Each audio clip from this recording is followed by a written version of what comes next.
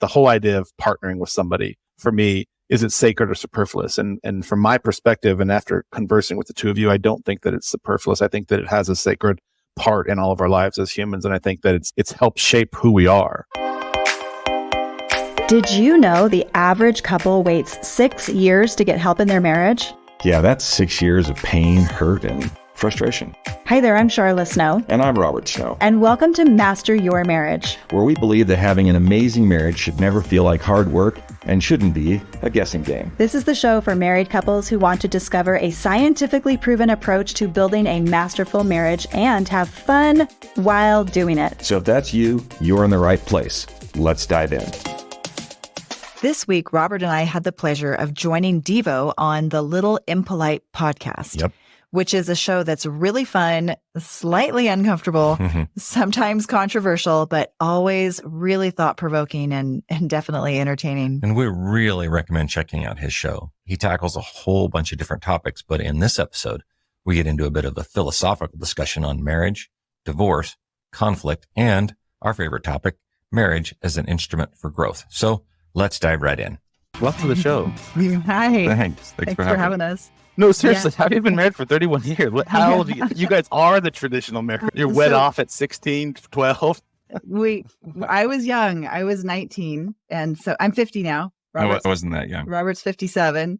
Well and done, we're like forever people that we're just going to figure this out. And we sucked at it at first. We were really bad at it at first, but It was horrible. We were stubborn and determined.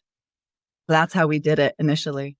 I want to, before we dive into how you've done it and get to know you a little bit, I want to cite some data points that I've uncovered around marriage. Since the early 1900s, the average age of our first marriage was 21 for women and 24 for men. Today, it's 28 and 30, respectively. 50% of marriages in the early 20th century lasted until one partner died. Today, about 40% end in divorce. That's like complete reverse around from that data point. I found this one to be interesting. Cohabitation before marriage has increased by more than 900% over the last 50 years. So what's the correlation between that number and the degradation of marriage? In 1960, 72% of all adults were married. And by 2019, this number dropped to 50%. Those are just bonkers numbers to me. I can go on and on. There's a bunch of stuff. The one that really caught me is the percentage of children living with two parents declined from 88% to 69% in the early 2000s, and now that's even higher.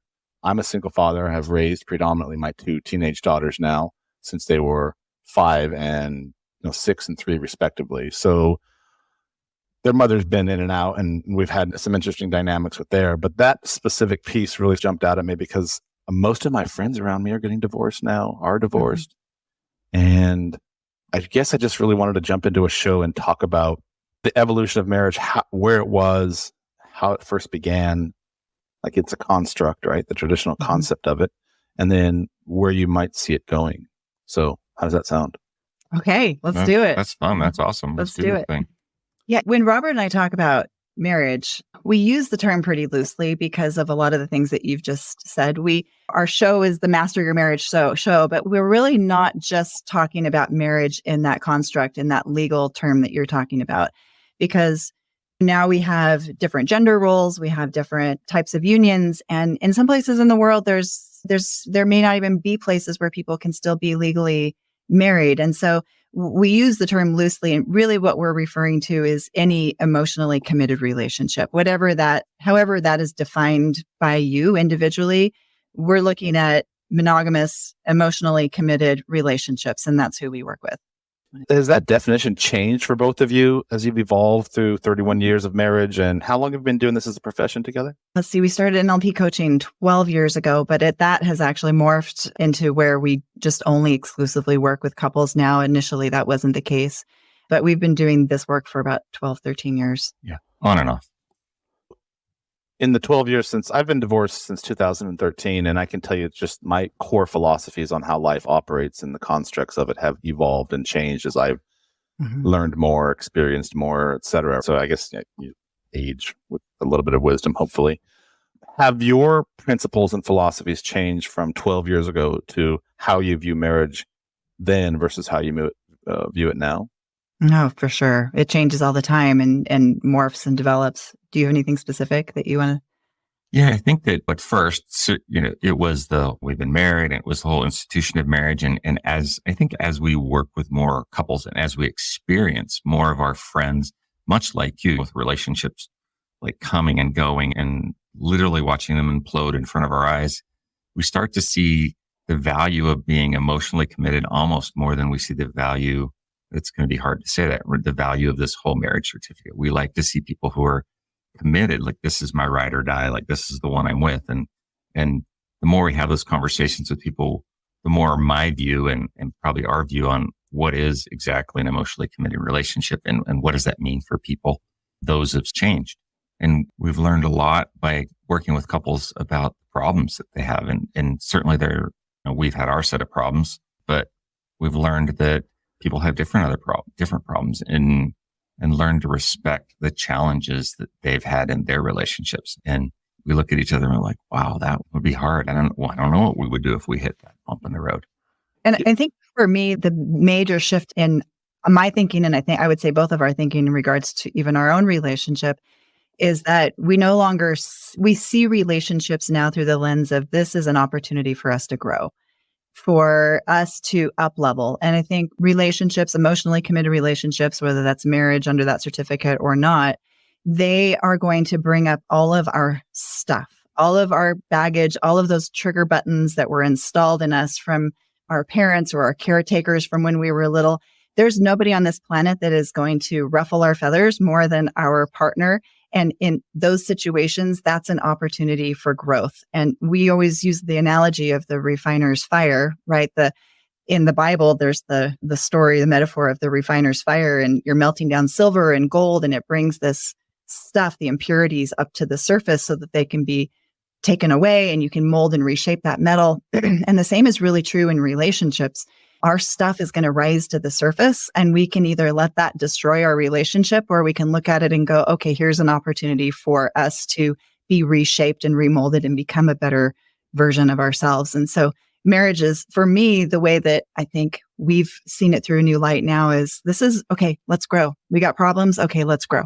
So are you implying that by that logic, all relationships, all marriages, all potential partnerships are fixable and resolute in some way, shape, or form? Ooh, that's such a good question. I would think that all relationships, barring a significant breach of trust, right? So like, I trust that you're not going to do whatever that is, right?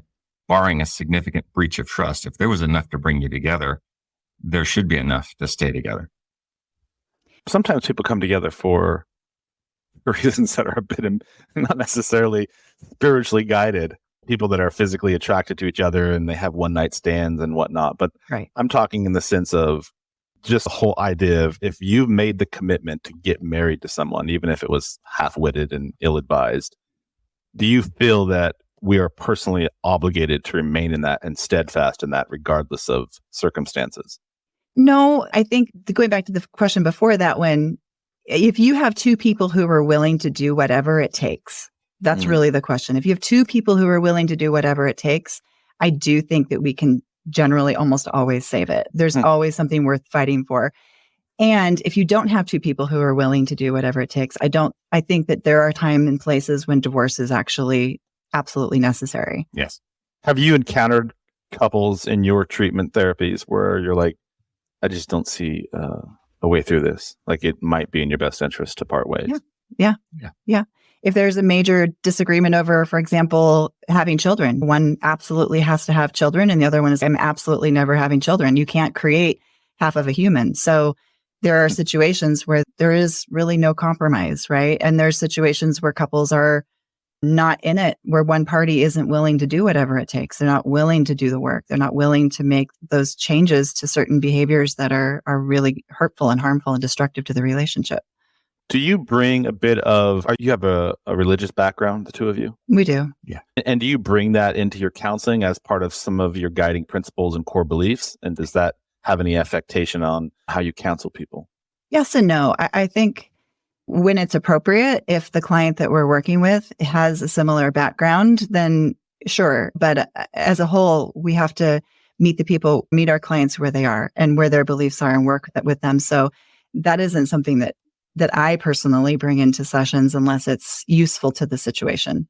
Yeah. I But mean, I'm sorry, go ahead, Robert. You had. no, I was going to say that I think that, yeah, I think you have to look at marriage as an institution as a whole that is rooted in religion, right? And it's, oh, go to church, get married kind of a thing. And so I think that when people reach out and they're like, oh, my marriage is suffering, I think at times they feel like one of two things. It's their emotionally committed relationship, or sometimes they're struggling with the religious part of it. And so I think that our approach really is, which part is it that you need to work on? Because people are not going to like me for this, but oftentimes I don't think your religion can save your marriage. Just because you had the same religion and you got married, I don't think that's sometimes the world's best reason to stay together, especially if there's a lot of other things to it. I don't know if that really answered the question the way you wanted, but in our world, we do work with a large amount of people who have a religious background. And one of the big problems that I actually see is there's a lot of shame around getting help, that there's a belief that if we just pray harder or we pray together, that's going to save our marriage. And it just really, there's some very religious people that we work with that have really big marriage problems. Like they need to have a certain skill set, and everyone comes into a relationship with baggage and they need tools, regardless of whether they're religious or not. And for me, I don't feel like I can help anyone get out of their box, their problem that they're in, if I'm judging their situation. So we have to be very open-minded in what we do and be able to work with anyone from any background. Yeah, I like that response. And I don't really necessarily want to go into a conversation around religious aspect. I was just curious what role it has, because I know even my beliefs, they set the tone, the context for, everything I do and how I interact with people and how I engage with people. And I find it sometimes it's hard not to have judgmental or non-objective perspectives of things going into it, just based upon what I've learned about life. So I was just wondering if that get carried over. So we just jumped straight into this, didn't we? No softballs. Mm-hmm. Tell me a little bit about the two of you. How did you meet? You've been married for 31 years. Where do y'all live? What's the part of the country you're from? We live about an hour south of Salt Lake City, Utah. And okay. we've been you here got up early for me. Thank you. We did. We've been here for 5 years. Prior to that, we spent our lives in California, Southern California. What part of Southern Cal? San Diego, North County. Yeah, North San Diego. I'm a San Diego native. I Yeah, don't know if we shared that. Yeah. So cool. Welcome. So kind of around Oceanside and that area, that's the Carlsbad area. That's where we were from. Mm-hmm. Cool. I used to take my dogs every morning across through Rancho Santa Fe because I lived in Escondido at the time. Oh, yeah. Now I drive through those beautiful canyons and over to Del Mar Beach and take my dogs to the Del Mar Beach right there. Down Dog Beach in Del Mar, right by the right where that's at. Yep. So I'm going to flip this question because everybody always asks me that. What the fuck did you leave California and come to Charlotte, North Carolina for? So why did you leave San Diego and move to where you are now? We still love California. We go back all the time, and we still have our two oldest kids that are living there. And we just there's so much outdoor life, and there's so much nature and so much beauty and so many ways for us to have more peace and joy and less work. And so we just have fun here. We have fun, and that's why we're here. I was actually supposed to go out there and shoot in I guess it's called your desert, but it's like the sandy area. I don't know what it's called, but the Badlands or something. What's that area called where it's like long salt beds and stuff? Oh yeah, around Salt Lake. So the Salt Flats. So there's a salt flats. Yeah, salt flats. Yeah, that's cool up there. I was supposed to go out there and shoot, and then they were engaged, and we were going to do a photo shoot out there, and they broke up. So it's like, damn your marriage. I was supposed to go there for my own portfolio. So anyhow, San Diego, Utah. You've been married 31 years. How'd the two of you meet? We met at a single, adult, actually, church dance. I was 19. He was 25. Yeah. And he was actually working at the door and taking money at the door for this dance. And I walked in and I said, this looks really boring. I was with my friend. I said, I think we're going to leave. And he said, stay. I'll make sure you have a good time. And wow, Robert. And the rest is history. I guess she had a good time because here we are. The next date happened. It was good. So you went on a date right away after that? The next day. Oh, wow. Is that what you just said? Sorry, I didn't hear that. Yeah, no, I got to close the deal, dude. Yeah, I like it. Man, I love the confidence. I actually tried a similar tactic that I wasn't working the door, but when I was in college, there was this girl named Christine, and I always thought she was the most beautiful woman on the planet. And I didn't have much of a game back in those days. And I just dropped her 4 dozen flowers one day. I'd never even spoken to her before, but she thought it was a little bit weird, so it didn't really work out for me. So I need to get your game, Robert. He was ultra confident. I think that's what attracted me to him initially was his little ego he had. Yeah, that's a whole different thing. There's a whole story about working the door, but it was like nobody else wanted to work the door at the beginning of the dance. And I was like, I get to hold every girl's hand. I don't understand what the problem is here. I get to scout out what I'm looking for. All right. So you go on your first date, and then how long after the first date till you got married? A year later. Oh, wow. You moved fast, people. Yeah.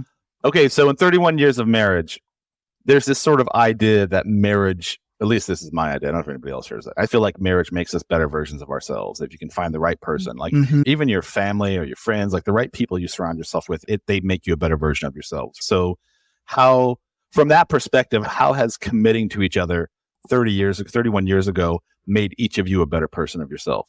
Oh my gosh. Well, such a good question. And it's perfect because we talk, if you've heard a little bit of the podcast, one of my favorite quotes is welcome to your marriage or relationship. It's a masterclass in personal development. And that's really what it is. As Sharla alluded to earlier, it's in this relationship, in this committed relationship, being able to learn how to move past your stuff, being able to learn how to be calm and accept influence and grow up, right? It's not all about you. And that's the hardest part. I think Jordan Peterson's I think he has a quote about having kids. And he says, you're never really going to grow up until you have kids because until you sacrifice yourself for something greater than you, then you're never really going to get outside of just being you. Now, that doesn't mean that everybody needs to have kids in order to do that. But as you have 2 teenage daughters, congrats, dude. You're raising them. That's a bold move. I question that every day on one of them. Yeah. But one of them is like they're complete opposite. And they're just so unique funny. In their own disposition about how they take everything. So you feed them the same sandwiches and they grow up completely different. I don't understand what happened. Where do we get these 2 disparate individuals? But that's the beauty is they're individuals.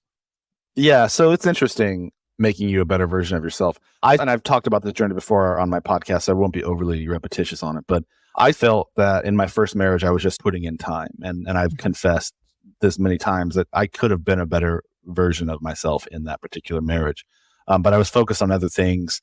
We didn't particularly see eye to eye on very many things. And the reasons that we got married were completely outside of the topic of this. But nonetheless, I do notice that in retrospect, having been married for 10 years, and I've known her for 17, that I don't see it as a waste of time. There was a boatload of lessons and a boatload of opportunities that have shaped who I am today. But I've also noticed that and I've been in 3 serious relationships since my marriage, that in each of those 3 relationships, there was like a whole different sort of persona that I learned and brought into myself from the partner that I was with, from how one was like fearless and just spontaneous and get up and do whatever. And I was always like, we got to plan shit out. Everyone's got to be meticulous and pragmatic. And then, so I learned lessons in that one. But that didn't last. That was a couple of years. Then I moved into a different relationship. And this person everything was about growth and learning to become better professionally and like really focusing on things. And I never had that perspective, but it was like a holistic perspective that I'd never seen before. So it was like the spiritual side of life. I'd never really focused on that. And then my most recent relationship, it's been one of the most growth based because he's completely different than anyone I've ever been around. And so like I've had to take, and she has children, which is I suddenly have 3 microwave kids in my life that I'd never had before. So I'm noticing that in this relationship now I'm having to completely but adapt and grow who I thought I was versus what I need to be in this particular relationship. So in 31 years, sorry, I'm getting to a question. You guys are like, I'm falling asleep. It's a good question. In 31 years of marriage, can you physically draw out on a timeline? Like these are the phases that we were in together and what we learned in that phase. And then that phase ended because only permanence is impermanence. And so then here's phase 2 begins. Can you clearly document those in your life? Well, I don't know if it's super clear, like here it was today and not tomorrow, but Esther Perel has a really famous quote. She did a TED Talk and she said, most couples are going to have 2 or 3 relationships in their lifetime. Sometimes they do it with the same person. And I love that concept because it really is, sometimes we do move on and we find someone else, and sometimes we reinvent ourselves with the relationship that we currently have. And every day we work with couples who are in the process of trying to recreate their relationship better than what it was last year. And when we first got married, I will tell you, just on the growth question that you just asked, we were a mess. We were a hot mess. Both of us came from parents who his mom was married 4 times. My mom divorced. We both had very unhealthy patterns that we came from in our primary family. And that stuff, it stays with you for life. Like whether you realize it or not, those experiences that you have shapes the way that you see your present. And so when we first got into our marriage, I followed a lot of the same patterns. My mom treating my dad with a lot of contempt and criticism and just a lot of screaming, a lot of yelling, a lot of chaos. And we got into our relationship and I started doing the same thing because that was all I knew. All I knew was how to treat him with absolute disdain in order to get him to comply and do things that I wanted him to do. And I don't know, it was 6 months or 12 months into our marriage. And he's like, Sharla, you can't talk to me the way that your mom talks to your dad. You can't do that. You can't talk to me the way that this person talks to that person. And wait, let me stop you there. So Robert, had you seen this observation in her parents already? So they were still around in that space that you were able to observe this? Yeah. They were So this was divorced. sort of- They got were it. divorced, but he still had seen it. Yeah. Yeah. Which So you was, have to, sorry, go ahead. no, she makes me sound like I'm super insightful and I was calm, but I think it came to a moment where I finally was it was probably hurt. And I'm just like, you can't do this. This is not the way that we're supposed to communicate. And I love it when she tells the story because I seem like I'm this wise person, whereas I was probably hot and I don't remember it that way. I remember you actually as being really calm because I think that's why it stopped me in my tracks. yeah, I keep telling the story. I like it. Sorry, let me deviate from where you're going and I want to get back to you. So in the relationship roles the two of you play, because everybody takes on a role, is there a balance between the types of roles the two of you play with each other where one is more passive, one is more dominant in terms of everything? And does that interchange or do you take on personas in this relationship? Ooh, such a good question. Yes and no. I think early on, I was probably more passive because I was still think about this. My mom was married and divorced 4 times. I think the 4th one stuck. And so I was just like, I just want this marriage to work. And if I just got to eat it a little bit, then I'll just eat it. So I think initially I was passive and then, I'm not really much of a passive person. Mm-hmm. And so I think finally that comes out. And so that when you're learning how to do it, it probably comes out in frustration and anger and in arguments and disagreements. And when I think in each of these versions of our relationship, no kids, teenagers, and then now almost done with kids, I think that we change and switch. But the passive one, and there's a longer conversation, the passive one in the relationship is always going to get run over and taken advantage of. And so I don't think that anybody should be the passive one in the relationship. And I think that we've grown into our own when it comes to that. Like her opinion matters, my opinion matters, and we need to make sure that both of us are having an equal voice in all things in their relationship. So that passivity that you took on once you guys got connected, were you always a passive person, or that bravado and confidence that you exerted at the guard station when she first walked in, was that like more of a swagger just because you wanted to see her and you were overcompensating?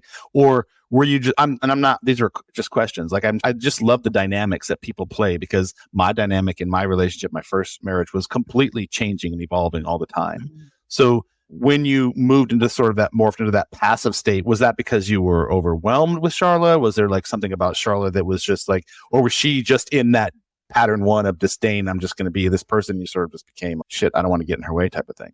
Mm-hmm, yes, I would say probably the latter. Mm-hmm. But one of the things that happens is when a communication pattern in relationships, and usually guys are better at it than girls, is this thing called stonewalling, where we just shut down, just keep talking. It's going to bounce off.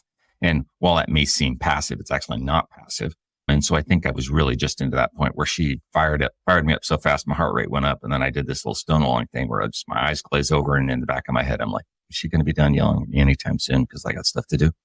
So passive in the sense that I didn't fight back, but not passive in the sense that it didn't bother me. It bothered me considerably until the point where I blew up, or we tended to have conversations. And boy, it was fiery early on. It wasn't knock down, drag out. No, it wasn't physical. It was verbal. It was just contempt, criticism, and defensiveness, all those, the nasty ones. Yeah. Were you guys, sorry, I have to ask, were you involved in the church at that point when you were married already? Yeah. So I know, again, I'm not making a judgment, it's just a statement, because I know how the church views divorce. Those first few years where you were in your pattern number one that you were talking about, Sharla, of sort of disdain and contempt and taking on the patterns and manifesting them out from what you had observed from your parents, Were you guys, Robert, you're like, Jesus, what the hell did I get myself into? Is this really going to work? But we have to make this work because this is part of our principles. What was your philosophy around that space? I don't think we were like overly active in the church at that particular point. We were just doing what we want to do. But I think we were both coming from relationships that had failed. I think we were just more stubborn. I think that's where our will to figure it out came from, because we had been through such harsh childhoods that we were like, dang, we have to figure this out. We have to figure this out. This isn't working right. So it wasn't like we didn't have a choice. It was that we really wanted to figure it out.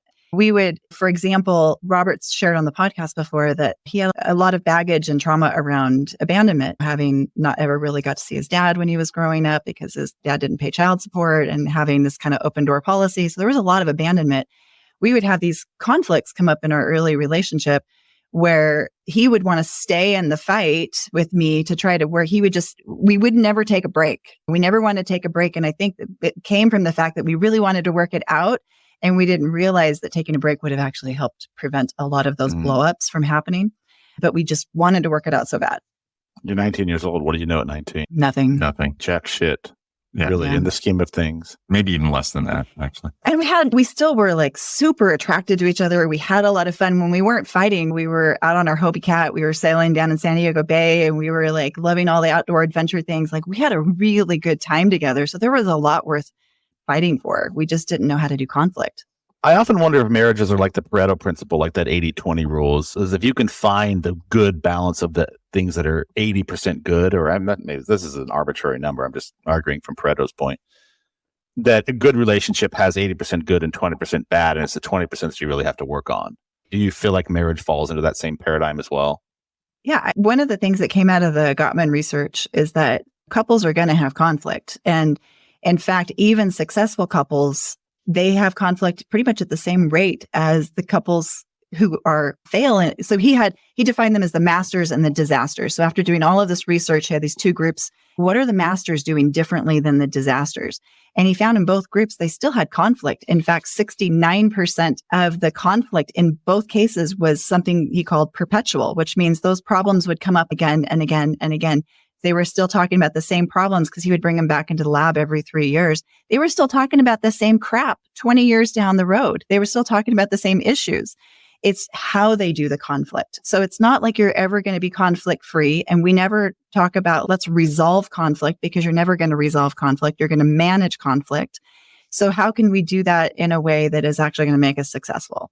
Yeah. I've always believed in the idea of how powerful conflict can be. It's growth and personal development and problem solving and making faster, better decisions and getting clarification of ideas and all the different things. And I really truly feel like the reason my first marriage failed was poor communication around how we conflicted.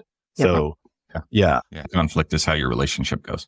Yes, I still want to get back to your pattern. So you have pattern one, and we can move on off of that one. We talked about it. It was this sort of this disdain, volatility. So you guys, Robert stops being passive and he steps in and he's okay. I'm really enough of this. We need to get back to who we are. It's where we fell in love in the first place. So you move into a different stage of your relationship. Yeah. So I would say, I'm just shooting off the hip here, but I think that I would call stage 2 is the one that sort of ended in a little bit of complacency. So that's where we had kids. And what people don't realize is that kids is supposed to be this like wonderful thing that happens to your relationship. And it can be beautiful. But in 67% of relationships, when we bring kids into the equation, about 67% of couples actually go into extreme dissatisfaction, a lot of complacency. The cool part is we can learn from the 33%. What are they doing differently? Because in the other 33%, they actually increase in satisfaction, or it stayed the same, but a lot of them increased in satisfaction. But we fell into a little bit of complacency when we had kids. We weren't prioritizing each other. We were building businesses and we were having kids, and we were like, you do soccer and I'll do baseball and doing all this. And it's like, when do we have time for us? It's easier to maintain your relationship when it struggles that way, though. So marital dissatisfaction on one side, then you have these kids, and then all of a sudden you just look, I'm just going to pour my energy into this little person who still likes me because this other person I struggle with. And so then you can see how that happens, where both couples end up dumping all of their energy into their children, and they're no good together, but they're good with their kids. But then this is what marriage is supposed to be like. And I think I fell into that, We're like, I'm just going to do baseball with the boys. Like, that's fine, right? They love me. I love doing this. And I feel like a good dad. And then how can she blame me for spending time with the kids? So are you suggesting that was a win because your kids got the benefit of that? Or you're No, I think a lot of us use our kids as a way to not deal with the stuff in our relationship. It's a little bit of a scapegoat, and that's not a good thing. There's a way to do both. There is a way to create an actual win, and that's not a win. Yeah. Interestingly enough, I'm one of 12 kids. I have 11 brothers and sisters. So Wow. yeah. So there's so many things you can probably unpack in my childhood.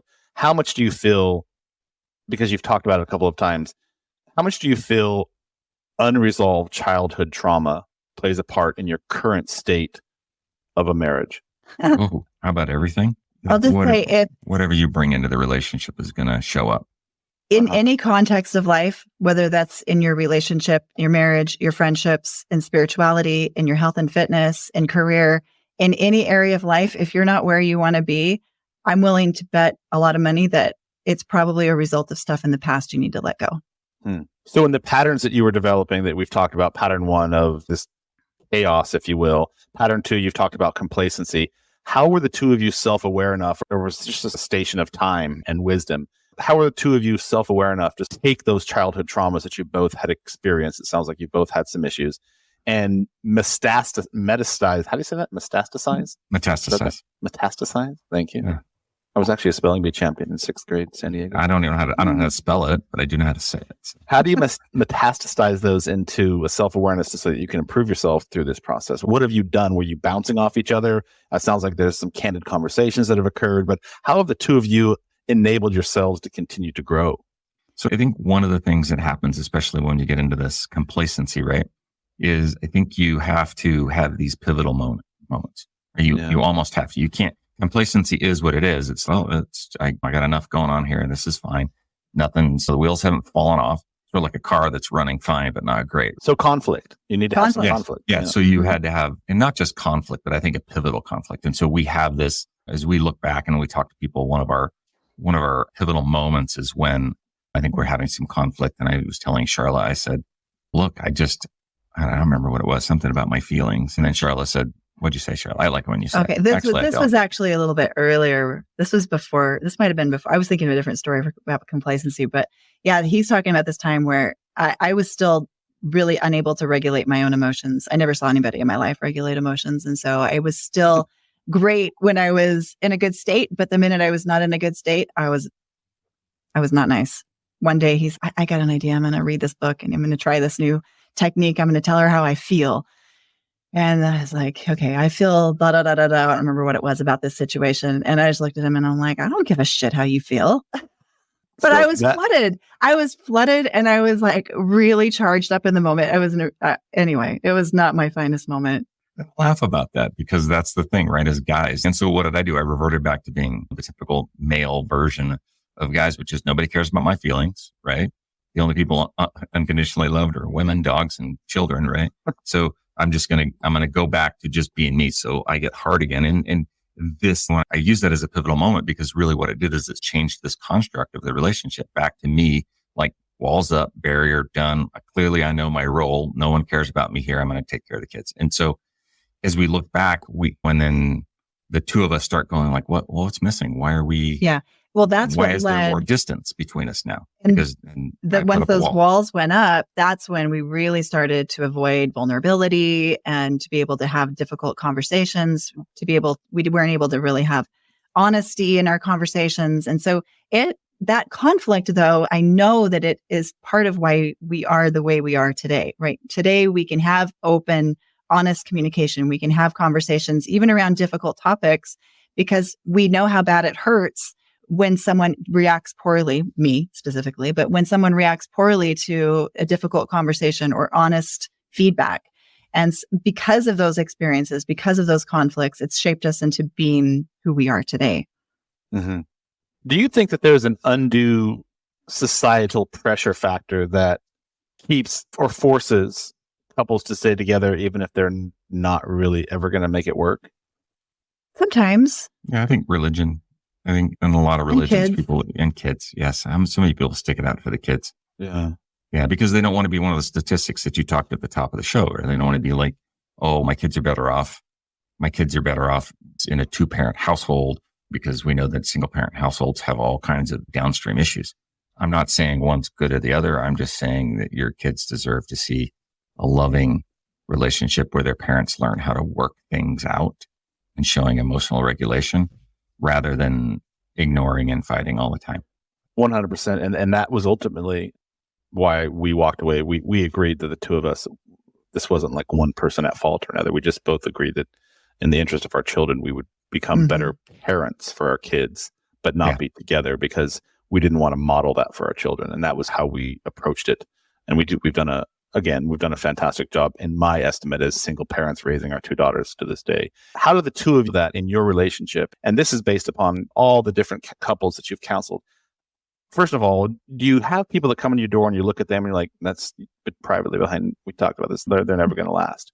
What is that one, if you could, is there one or two underlying principles around that you see that they're not going to stay together or they are going to stay together? And have you ever looked at yourselves introspectively and we have these qualities that we see in other people that we know they're going to make them work, therefore we know that we can also work? I think to maybe better answer your question, I might start bringing up some of the Gottman research, if that's okay with you, because what we love about it is that success and failure in relationships is actually measurable and it's actually predictable. So many people think, oh, it's just a coin flip. It's just going to be a 50-50 chance. Maybe we make it, maybe we don't make it. But Gottman really wanted to find out, were there things within relationships that actually were destructive that predicted divorce? Was there actually a way to predict the demise of a relationship? And so he brought in couples, hundreds, actually thousands. It was like 3,000 couples over the course of time. Yeah. But he would bring them in, have them have 3 different discussions. First, he had them talk about just how their day was going for 15 minutes. Then he'd have them talk for 15 minutes about any conflict that pick the biggest problem in your relationship, try to solve it in the next 15 minutes. Solve that in 15. Yeah, that's fine. And then the third conversation was to talk about something fun that was coming up, talk about a vacation or something you're planning and do that for 15 minutes. And then through these thousands of couples, he would bring them back 3 years later, who was still together, who was divorced, or who was together but miserably together. Did you say 3 years later? 3 years later. Yeah. And then 3 years after that, and 3 years after that, up to 20 years. So he was bringing them back for decades. And then he started to compare and contrast. Were there things that were more corrosive to relationships than others? Were there certain communication patterns that were more corrosive and destructive? And as it turns out, he came up with 8 predictors for divorce. And all of those predictors were discovered by observing that 15-minute conflict conversation. So just in 15 minutes, he was able to predict with 90 to 94% accuracy whether a couple would stay together. Think of that. Sit down, watch somebody have a conflict for 15 minutes, look at what patterns are in that conversation in 15 minutes and be able to predict with up to 94% accuracy whether they would stay together. So yeah, learning what those things are has definitely influenced our relationship. It's influenced ourselves. Like, repair, for example, like we are so much better now today. It's not like we're not going to have conflict. We absolutely still have perpetual problems like everybody else, but we can catch ourselves if we start to go into one of those patterns or when we start to see a conversation that's escalating versus, okay, wait, we need to de-escalate. We need to do something right now to de-escalate this conversation so that we don't create hurt and resentment. So we see couples and the way that they have disagreement, like Robert said, how you disagree is how your relationship goes. And we go, okay, they need a lot of work. There's a lot of emotional flooding. There's a lot of dysregulation. There's a lot of contempt. There's a lot of criticism, defensiveness. There's a lot of stonewalling. These are all predictors and they're very clear. And the thing about the research that I love is that by measuring stuff, we have the recipe for how we can change those things. It's interesting. And I did some research on Gottman because I found that in your bio on your website. And I don't disagree with a lot of things that he said, but I noticed that most of his studies were based on Western U.S. couples. Being an avid traveler like I am, I can arguably say that how people perceive marriage, and I've been to some indigenous cultures, how people view marriage in cultures across the world is markedly different than how like the Western world views marriage. Mm-hmm. So I wonder how much efficacy some of his data actually has when it only pertains to a very small, isolated group. Any thoughts around that? Yeah, I have a thought about that because I think an insult is an insult in any language. And True. When you're insulted and or attacked, right, you're going to default to one of about 6 patterns. And Sure. So That's really the part that he found in the research really was what happened when one person really started to hammer hard down on the other person. Like, did they close off? Did they communicate? Did they stonewall? All these types of things. And so I think the piece that we can extend beyond Western civilization is maybe unless you have a lot of Zen in your life and that you were taught to just, okay, I can just accept feedback, you're probably going to be a better partner. But if you're constantly just going to fight, because fighting is universal, doesn't matter the language, right? You're constantly going to be fighting and in strife, then you're just not going to want to be around that person because there's no peace, right? Most of us just want to come home. Most of us cohabitate. Most of us find relationships that bring us peace. And the answer for why people don't have peace is really about how they disagree, whatever language that is. And certainly you can, when you look at the world as a whole and Western US or Western culture and their version of marriage, yeah, I agree that it's a small N when we come to the research.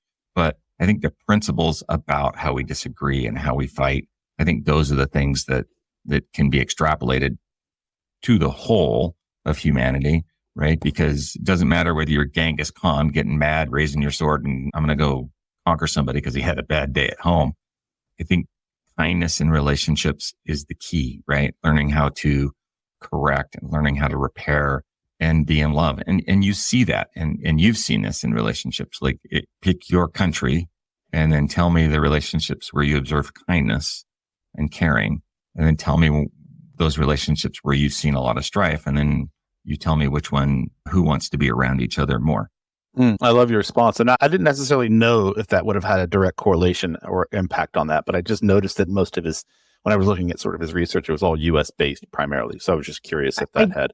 I do want to throw one thing in that he did repeat in later years a lot into different demographics. And he actually did a lot of studies even in LGBTQ communities and gay and lesbian couples, and found the same data held up even in gay and lesbian couples. So he actually did extend it just beyond the basic male-female role in the US. So it actually is very applicable to every relationship, because at the end of the day, it's really all about what it's about is emotional intelligence. Mm-hmm. That's really what it comes down to, is emotional intelligence. And I don't know that there's anywhere in the world where that isn't important. True. Good point.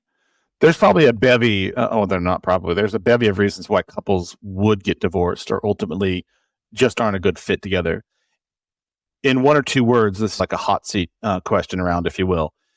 If the two of you had to just pick one obstacle to help some of your alien couples that come to you based upon a series of types of disagreements, for example, I'll just give you a few examples. Just in a couple of words, I want to hear individual perspectives. So Sharla, I'm going to say, if couples are constantly having financial disagreements, in one or two words, what would you say they should be doing in order to resolve that?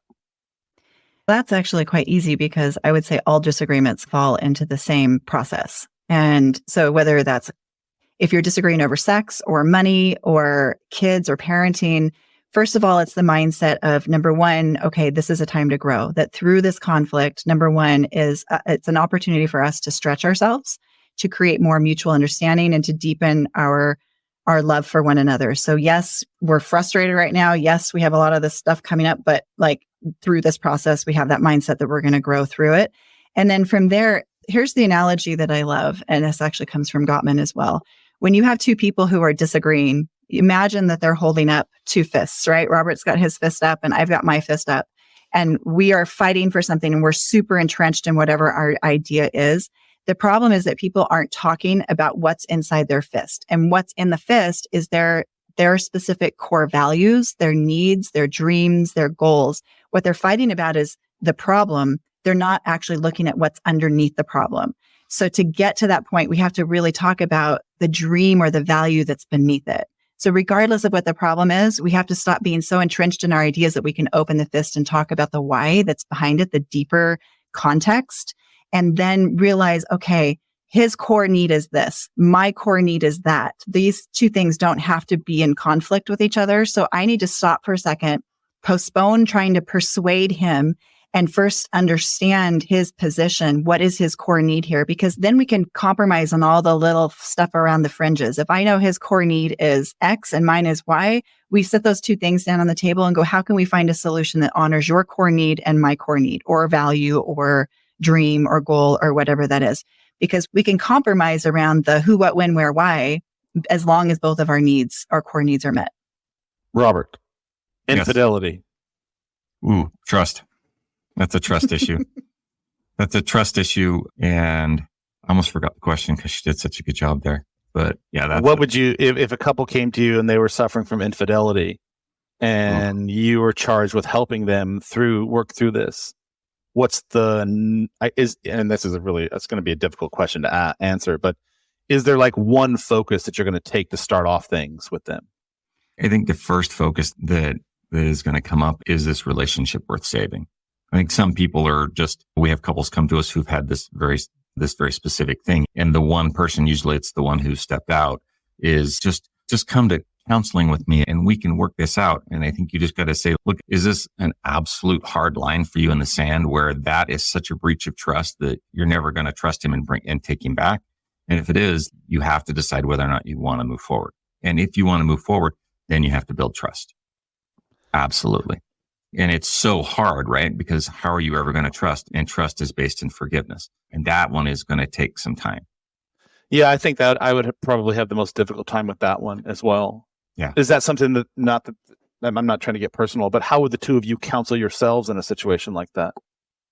I think what's interesting, even in my own perspective, and this isn't a problem that we've ever had to deal with, fortunately, but I think sometimes it's the initial shock of it when you've told yourself your whole life that I would never stay with someone that would ever cheat on me. And that would be an absolute hard line, absolutely not. And then when it happens to people, I think the first thing they have to actually come to terms with is the fact that they actually do want to work it out. Mm-hmm. And that in itself, pre-discovery, when you think, oh, I would never do this. And then after discovery, you're like, actually, I think I want to try to work this out. And the truth is it doesn't work out for everybody. Some people aren't willing to do that, but there were already problems in the relationship before that infidelity happened. Yeah. What led to that point? Yeah. What led to that? And are we willing to really go back and work on that relationship number 2 or relationship number 3 with the other person, the same person? Are we willing to go back and figure out what that was and create it? Because you're never going to go back. I think that's another key thing. Like when people are like, I just want to recreate what we had in the past. Yeah. And that isn't Impermanence.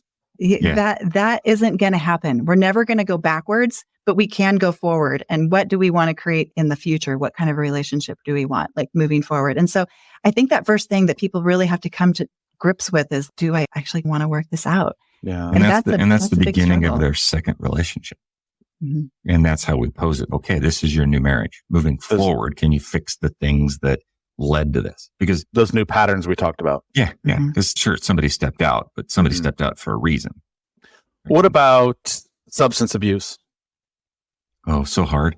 Mm. So hard, Mhm. especially when it just continues, right? You're just firing away. Yeah, this is Deevo. awesome, dude. We got It's a a couple little of those impolite, too. girlfriend. That's it. That's it. It is, again, I'm going to go back to the patterns again, because are we willing to really dig into the trauma and the stuff that led to that? So my family background, I've lost 2 brothers to addiction.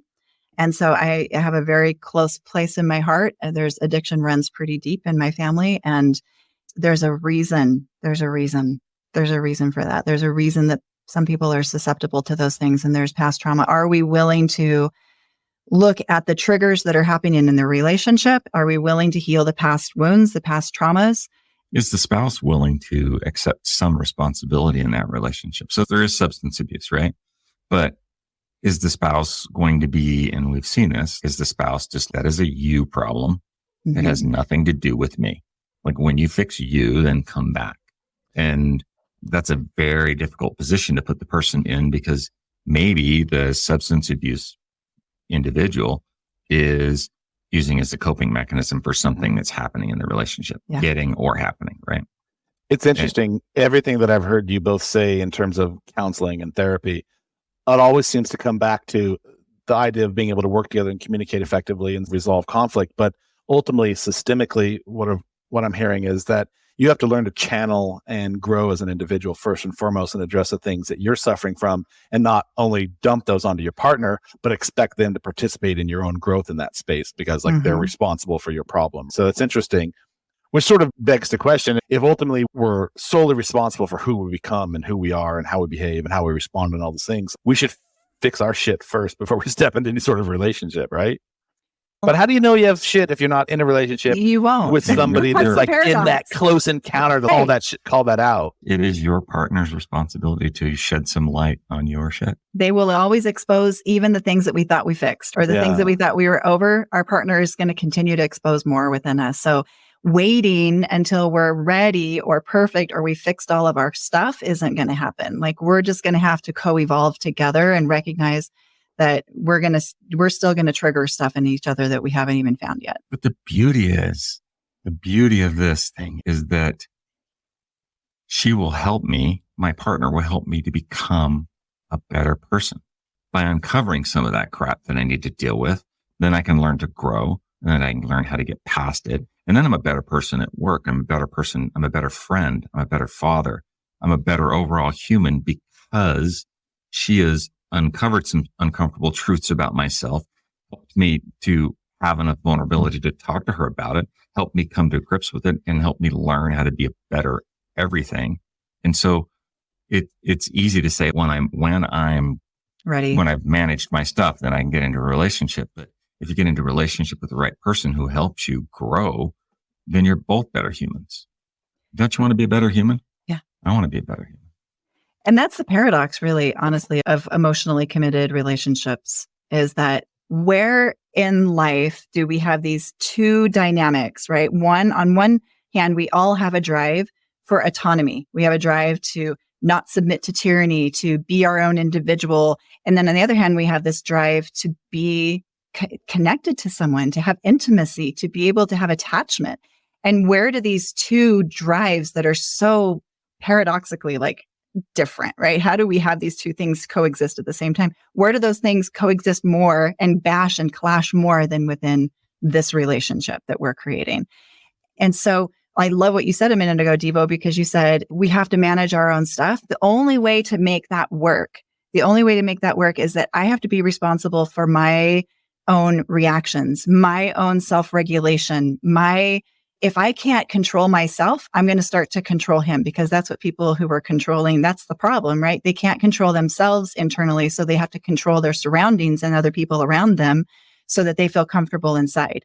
So I have to be able to manage the contempt, right? Contempt is the number one predictor of divorce, by the way. That was my number one pattern in our relationship coming into it. I have to be able to control my own contempt, my own reactions. And if I don't, then I'm taking away his autonomy, because he has to bend and stretch in certain ways to conform, like he did in the early part of our marriage, to make me feel comfortable. So it is a paradox, because whether we like it or not, all relationships are still going to be codependent. We still are connected, and we manage each other.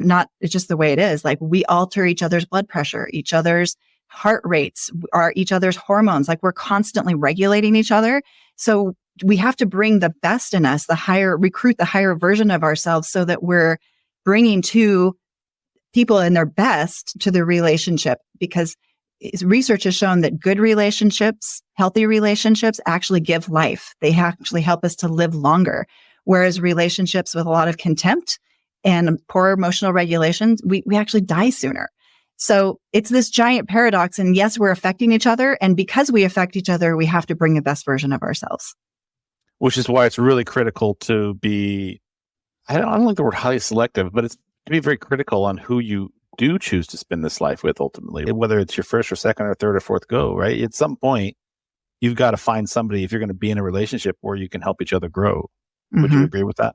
Yeah. Absolutely. Yeah. Someone who's willing to co-evolve with you, I think, is someone who's willing to have hard conversations, someone who's willing to control their own stuff when they're having difficult conversations. That's what's important. That's what's sexy. Like, it's not what most people think, but it's the person who you're willing to have difficult conversations with and that can keep their cool when they do it and co-evolve with you. That's what matters. That'd be like your first date. You start a fight just to see how it goes.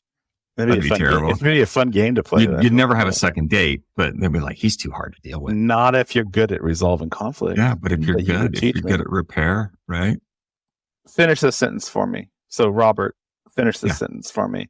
One of the most challenging disagreements that you and Sharla have ever had, which actually turned into an opportunity for growth, was what? Ooh. I would say about the kids. Yeah. Yeah. I'd say about we have one more at home, our 14-year-old. I think that most challenging conversations, and I remember when and where it was, and it was very difficult. And by the way, it's one of our perpetual disagreements over how to parent our last child. Is it because one of you wanted a child and one of you did not? Is that where you're going with that? No, it's one of us. One of us is more strict than the other. Yeah, one of us is more strict than the other. Probably me.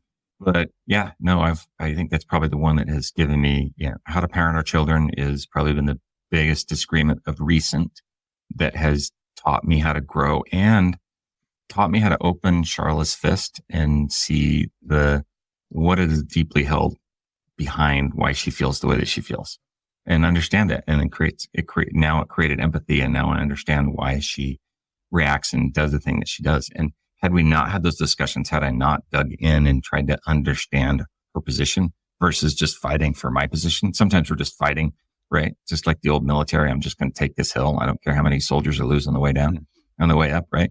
Instead of just understanding why it's important to her. Like, why does she want to hold that position so much? Okay. And so I learned and grew and hopefully become a better father and a lot more patient with her and a better husband because now I can see her perspective. Mm-hmm. Sharla, you finish this sentence for me. I know we're running out of time. There's a few other things I wanted to get to. Are we cool on time or do you have to run? Whatever works. Whatever works out. We often remind each other during arguments or disagreements that we're a team. We're a team. It's not me against you or you against me. It's us against this problem. Let's figure out a solution that honors both of our positions here. Let's find a way to look at what's most important to you. What are your key values here? What are my key values here? Let's find a way to honor both of those things. We're a team. Let's fight that problem. We've had some big stuff, Deevo. If you can imagine 31 years, right? We have 3 adult kids. Raising and launching adults is no joke. And we had one of our kids that had suicidal ideations, who went through major depression, who we had to put in hospital for that. And that was probably, and I'm trying not to get emotional right now, and I wasn't even going to bring that up, but that was one of those moments where it's like, this could either break us and it could have broken us. It absolutely could have broken us. So we've had some really big things, or we can look at this situation and go, okay, we're going to face this as a team. We're going to hold hands and we're going to get through this together. And we're not going to let this harm us, right? Mm-hmm. We're not going to let it split us apart. I'm really enjoying this conversation. I appreciate you both being here and your honesty. Yeah. Kids are a lot. Raising kids are a lot. Mm-hmm. How long ago was this with your suicidal child? 6 years ago. 5, 6, yeah. How much of can we switch gears with kids for a second? How much of a role do you think that you ultimately have in raising your kids off to be successful, which is a relative term, but healthy and happy? Let's put it that way. Oh my God. How much of a role do you think you actually have? I think how much do we want to have? How much do we actually have? How much? Those are two different conversations. How much impact do we really have? I'm a father. I often wonder, my kids were around me from 0 to 7 for most of their life. And then from 7 onward, they've increasingly moved into completely different pockets, from high school to their peers, to where they work, to all the things that they're doing and what they're watching. Jesus Christ, this little fucker. Yeah. I know. Absolutely. I don't even know how to compete against that guy. I don't even know what to do anymore. So how much of a role, given all those external factors that are influencing our children, do you think that we ultimately have in who they become and how healthy and happy they ultimately become? So interestingly, when I do one of the main processes I do is something called timeline therapy with people to help them let go of their past traumas, their past negative emotions, their past beliefs that are influencing their present. And in every situation, those past things happen before age 8. All of it. I think we have a huge amount of influence in the early stages of their life. I think we have a huge influence between 0 and 7. And those influences that they have when they're little, they're huge. So I heard most of what you just said just now, but then for a few, maybe about 15 seconds, your connection went weird again. So you were saying we have a huge amount of influence from 0 to 7. And Mhm. then after 7, they have all these other things. So any problems that a child manifests as an adult came from that 0 to 7 is that what I heard you say? Yeah. That's a small fraction of a life. I would say average human lives to be 75 roughly. So of those 60 plus years that we're still on this planet doing whatever we do, how ultimately back to the question, how much control do we as parents have on that ultimate outcome? I don't think we do it intentionally when they're that age. I think they just watch us, right? Certainly, and we're talking outside of abuse, that the way that I learned how to manage my emotions, I learned from watching my mom. And the way that I learned how to be married, I learned from watching my mom and my dad. And the way I learned how to be kind to people and respect people, I learned from watching my mom and my dad. Like, whether or not I agree with that, like, as I get older, but these patterns are driven unconsciously. Like, it's just who we are. It's how we react, and how you react is how the situation works, right? And I think our reactions to certain situations, and even our values, right? Like, whether I like dogs or don't like dogs, it's because maybe I had a dog I wasn't raised around dogs, and a dog bit me when I was 7 or 6 or something. And next thing I don't trust dogs for the rest of my life. But that's a pattern that was instilled early on. Now, how much? Yeah, but you can break that pattern. Yes. Though, you would agree? You can, and Yes. that's the point, right? And you guys have broken that pattern. So Right. if it stands to reason that you can break the pattern of decrepancy that occurred as children and actually make something of your life and have a successful marriage, which the two of you have, then by default, and I'm not saying this is right or wrong, but by default, it was stand to reason that the role your parents play on you ultimately is really not ultimately going to shape who we become, because we can fall into those same patterns that our parents did. And my parents were highly corrosive. And you can say that for my first 10 years of my married life, we had a corrosive relationship. So I was like you, Sharla, I was mirroring that nonsense. Mhm. But after I got divorced, I was like, there's no way in hell that this is supposed to be the point of life. I'm going to date someone for 17 years, have 2 beautiful children from that, and then it just ends. There has to be some other reason that ended, which ultimately led me down the rabbit hole of, dude, you were a dick. Like, some of that was also your fault. Mhm. And so I changed that because I didn't want to become who my father was.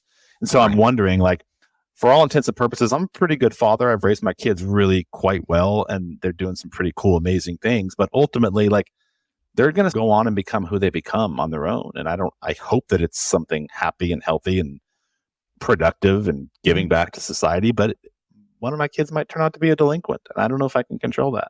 I think we're all doing the best we can with the resources that we have. And we extend that grace to everyone that we meet, that sometimes we haven't tapped into certain resources that we have. We're just doing the best that we can.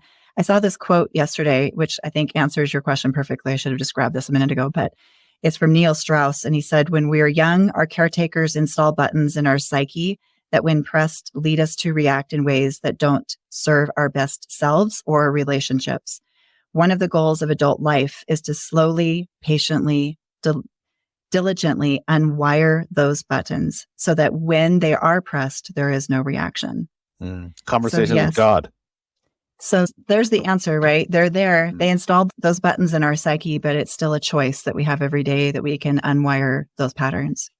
I know we're running out of time. Really fantastic conversation. We could probably do this for a few more hours, but anyhow, before you go, I think my final thought around this is that divorce by many is now seen as a failure. And I first observed it that way. I thought that I had failed at a pivotal part of my life. And I was like, that's what drove me down the journey. So inherently in of itself, that wasn't a failure because it put me where I am now, right? The trajectory. Would you agree that anyone who goes through a divorce, it could also be viewed as a step in the larger journey of everything towards their self-improvement, towards their growth, towards becoming a better version of themselves so they can ultimately meet somebody that they could grow with and become a better person? Or being the fact that you are in the business of keeping people from divorcing, would you say that ultimately when you decide that we can no longer help you guys, I'm sorry, you're screwed, you just might as well, you're better off alone, that could actually be viewed as a transformative event in their lives, respectively, towards something bigger and better? I think that every time we make a mistake, we learn from it. We can choose to learn from it. And whether divorce is a mistake or not, it's this point of And you took it as a learning experience. You developed lots of introspection around it. Like, how can I be better for the next time? So in that vein where people are getting divorced and they realize that something happened, they don't really know what it is, but they spend the time to try to become a better person and a better partner before they do this thing again. I think then in that vein, divorce is probably really useful, especially if it was such a corrosive relationship and an example for your children to begin with. Yeah. So I view divorce oftentimes the same way I view learning how to walk, right? You have two choices, because when you learn how to walk, you fall down, you get up, you fall down, you get up, you fall down, you get up. You can sit in the ground and cry, as sometimes toddlers do, right? Or you can just say, nope, I'm going to learn from that last event and I'm going to move forward and be a better version of myself going on. And if we truly view it that way as an opportunity to learn, an opportunity to grow, an opportunity to be a better person, then yeah, especially if there's a lot of other things that are going on when you can't save it. Yeah. I have 3 questions I ask myself in any challenging situation. And when I coach this as well. And so you could apply these same questions to a divorce situation. Number 1 is, how am I creating this? How am I creating this? What role did I play in this pattern? So I can look at that and I can reflect on that. And then number 2, what is there to learn from that? And like Robert said, we can learn in any situation, any failure or any challenge that we have, there's something for us to learn. And then the third thing is, what do I want instead? And the what do I want instead is where we get to change our focus. Instead of continuing to dwell on the failure, I get to start to focus my attention on what I want, because where attention goes, energy goes, right? So we can start to put our attention on that thing and creating that thing that we want next time. 31 years, what's left in the next chapter of your life? What's the next pattern if you could pick from the next pattern you go into, what would that look like? I love where we're at right now, so I'm not interested in changing just yet. Right now, it's all about, honestly, connection and closeness and intimacy and peace and fun. We have a lot of fun together still. That's one thing that's carried through, a pattern that's carried through our entire marriage. We love to adventure and have fun, and we just do it now with so much more peace and joy and meaning. And I think that's what relationships offer us, is the opportunity to create so much more meaning in our life. When we went through that situation I described to you with our daughter with attempted suicide, and the meaning that we've went to go through hard things together, the meaning that we've created in our life has been, it's hard to even express the joy and the beauty that you're able to see in life when you get to create that kind of meaning with someone else. And so I think just more of the same. How do we create more shared, meaningful experiences together? How do we continue to weave our values and our goals and our dreams together and have more fun? I like that. It's been a good show. I appreciate your time today. Thank you. I have a bunch more questions, but I see we're already 90 minutes in. So probably at the risk of losing you, I'll let you run.